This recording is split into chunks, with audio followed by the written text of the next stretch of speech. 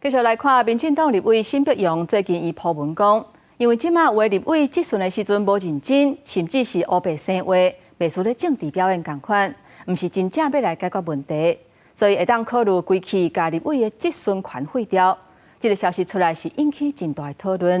也那知影是大力批评，叫民进党的总调郭建明出来听看卖，看伊敢知影因党的立委到底咧讲啥。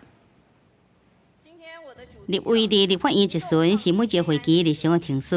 民进党立委沈碧荣最近伫社群发文，讲应该考虑废除立委的质询，不过也引起在野党立委的批评。不质询的话，请问一下，立法委员难道只要开直播连消维就好了吗？柯建铭、柯总召和吴思瑶，你们要不要听听看，你们口中的台湾的瑰宝，到底他在讲些什么呀？质询是立法委员最重要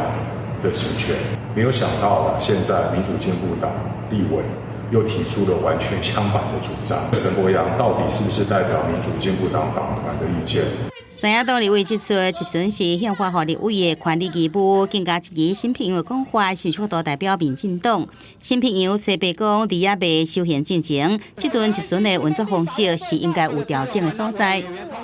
质询既然是现在宪法上的权利，我们就可以做我们认为质询上该做的事情。很多人都是利用质询的时间在造谣，变成我们还要趁质询的时候帮忙辟谣。如果能够修宪，那当然我们可以讨论；还不能修宪之前，我认为质询的权利还有它进行的方式应该做一些修改。另外，宪法法庭对着国会这款法案的实行加暂时处分的申请，即在进行准备庭书，也不过唔过抢急期，安尼赶紧开庭，是不是符合法律庭书？也个关键明确电话给大法官、书记厅，敢亲像指挥办案。司法院侧边发出4点的回应，包含寄送通知书了后，考虑立法院合计机关特别允准3名代表出席，再重新来制作通知书，以制作件来送达，一切依照庭书来办理。记者综合报道。